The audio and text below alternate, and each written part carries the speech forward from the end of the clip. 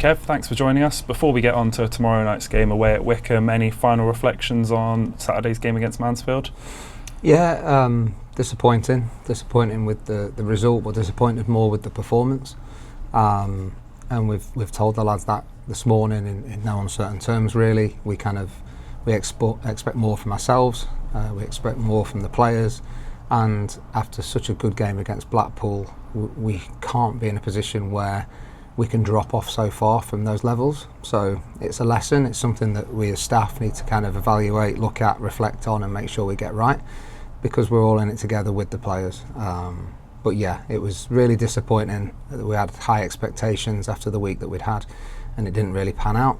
But we move on really quickly to Wycombe. We take those lessons with us, and we make sure that we're better for it. What other lessons do you think the players can learn from that one? I think one of the big ones would be that we prepared all week expecting Mansfield to play a certain shape, and they didn't. They played a different one, and they've got every right to change, and they played a slightly different style in terms of they sat off a little bit more. They made it harder for us to break them down. In the previous couple of games they'd played, they'd gone quite man for man and quite aggressive. So we prepared right and correctly, but every team that turns up has every right to change what they do or do something slightly different. And when that happens, it's about behaviours, it's about habits, it's about sticking to our principles rather than, well, this is what the tactics that we worked on, so this is what we're now going to do.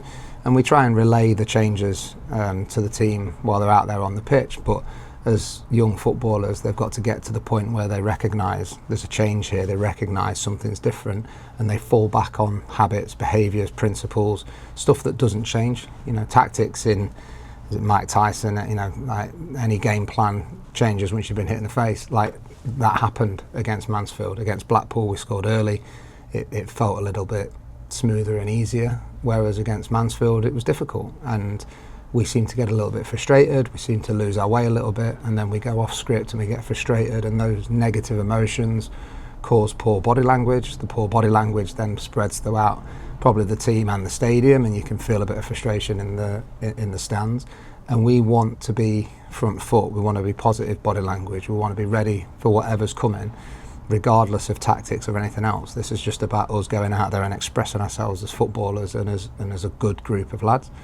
And so we need to make sure if that happens again, we don't get frustrated, we don't get hung up on what we'd worked on, we just make sure that we adapt and we're ready for what's actually out there in front of us. Gary said the game was a bit of a wake-up call, and like you said, you had a word with the players this morning about it. Have you seen a reaction in training? Yeah, I think that's the beauty of it. I mean, they're young men, they're learning. You know, we're quite a young coaching group, really. We're learning. It's really just about making sure that you don't make the same mistakes twice, and that you get yourselves in a position that you get better and better each game.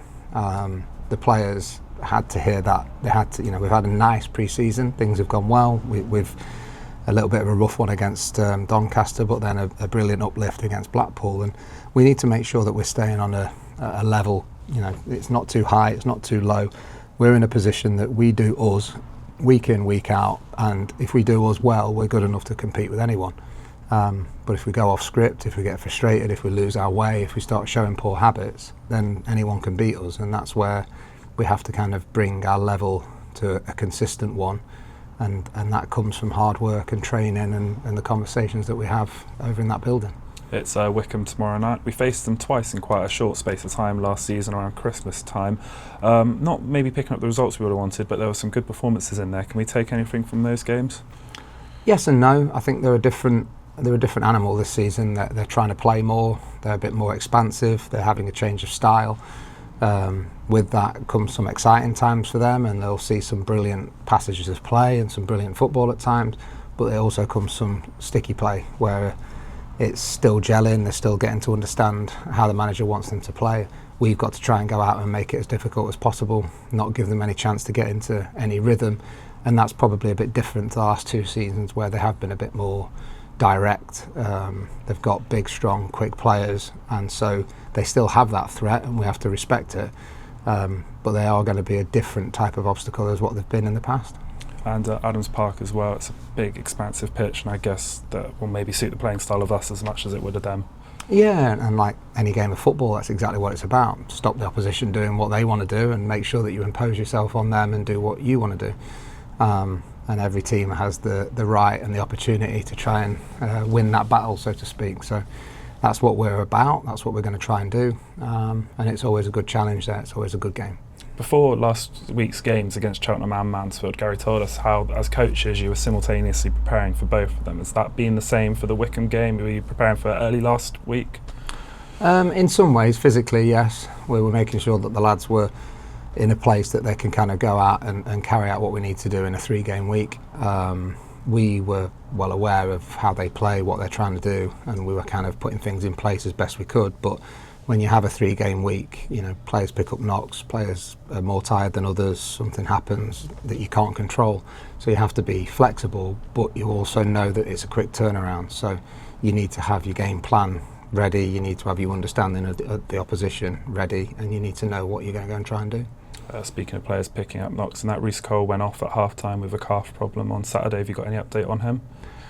Yeah, it was more illness than a calf problem. He'd had a bit of food poisoning, he'd been sick on the day, and we weren't aware of that when he was going out to play, and I think that caused fatigue and a bit of cramping and a few issues that he felt in his calf, but we're not overly worried about him.